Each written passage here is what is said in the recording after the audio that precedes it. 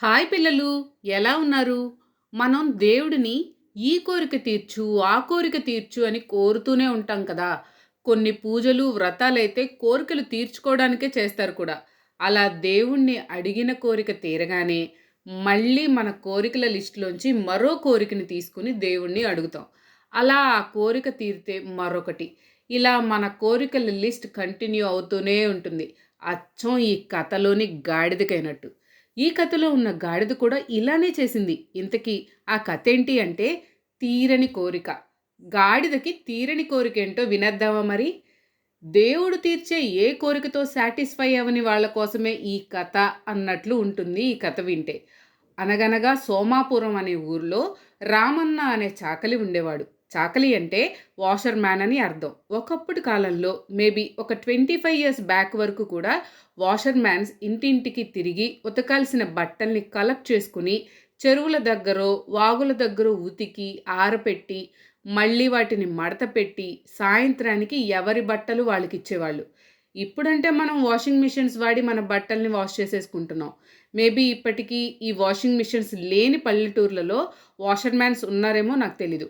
మనం ఇప్పుడు సొంత స్కూటీలు, కార్లు వాడుకుంటాం కదా! లగేజ్ ఉంటే మోయడానికి. కానీ ఒకప్పటి కాలంలో చాకళ్ళకి అలా ఆ బట్టల బరువంతా మోయడానికి గాడిదలుండేవి. వాళ్ళు ఆ బట్టలన్నింటినీ గాడిద మీద వేసి తీసుకెళ్ళేవాళ్ళు. అలా ఈ కథలో మన చాకలికి కూడా ఒక గాడిదుంది. చాకలి పేరు రామన్న కదా! ఈ రామన్న ప్రతిరోజు దాని వీపు మీద బట్టల మూటలు పెట్టి చెరువుకి తోలుకుని వెళ్ళేవాడు. బట్టలుతికి, ఆరబెట్టి తిరిగి వచ్చేటప్పుడు ఇంటింటికి తిరిగి ఎవరి బట్టలు వాళ్ళకి ఇచ్చేసేవాడు. అంత పని చేస్తున్నందుకు ఆ గాడిదకి తగిన ఆహారం కూడా పెట్టేవాడు. పని చేశాం, ఆహారం పెట్టాడు, తిన్నాం అనే సాటిస్ఫాక్షన్‌తో ఉండే మనస్తత్వం కాదు గాడిదది. దానికి ఆ పని విసుగు పుట్టింది. అలా బట్టలు మూటలు మోయడం దానికి ఇష్టం లేదు. ఒకరోజు గాడిద దేవుడిని ఇలా అడిగింది. అనగా ప్రార్థించిందనుకోవచ్చు. ఓ దేవుడా!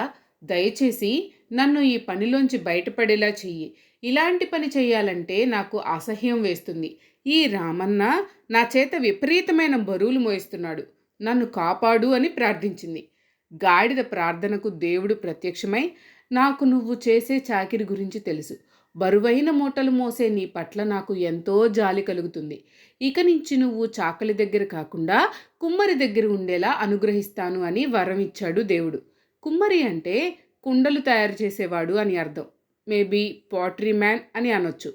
ఆ వరం ఇవ్వగానే గాడిద ఆనందంగా కుమ్మరి గోపయ్య దగ్గరికి వెళ్ళింది. కొన్ని రోజుల తర్వాత దానికి అక్కడ చేసే పని కూడా బోర్ కొట్టేసింది. కుండలు మోసుకుని ఊరూరా సంతకు తిరిగి అమ్మడం కష్టంగా అనిపించింది. మళ్ళీ గాడిద తిరిగి దేవుణ్ణి ప్రార్థించింది. దేవుడా, కుమ్మరి దగ్గర పని బాగుంటుంది అనుకున్నాను కానీ చాకలి దగ్గర పనికి కుమ్మరి దగ్గర పనికి తేడా ఏమీ లేదు.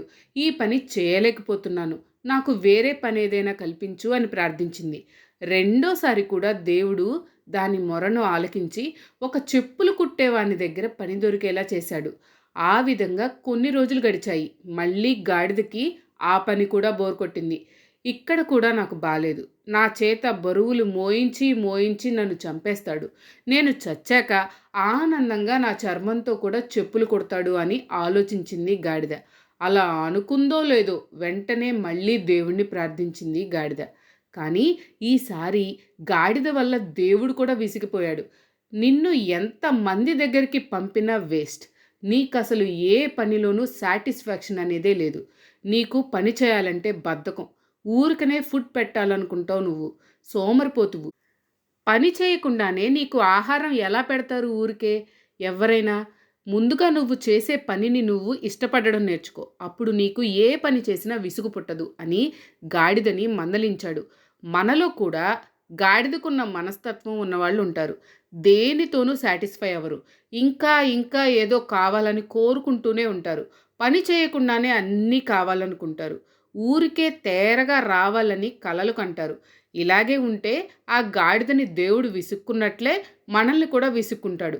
ఇలా గాడిదలా కాకుండా మనం చేసే పని మీద మనకి ఇష్టం ఉండాలి. లేదా అసలు ఇష్టం ఉన్న పనినే చేయాలి. అప్పుడే విసుగు పుట్టకుండా ఉంటుంది. అంటే మనకి ప్యాషనేట్‌గా ఉన్న పనిని మనం చేయాలి. అలాగే చేద్దాం. ఓకేనా? ఎప్పుడైనా ఈ పనుల లోడ్ ఎక్కువగా బోర్ కొడితే మనల్ని మనమే మోటివేట్ చేసుకోవాలి. ఓకే. మరో మంచి కథతో నెక్స్ట్ పాడ్కాస్ట్లో కలుద్దాం. ఇలాంటి మంచి కథల కోసం పిల్లల కథల పాడ్కాస్ట్ని ఫాలో అయిపోండి. ఓకేనా? బాయ్ పిల్లలు. Love you.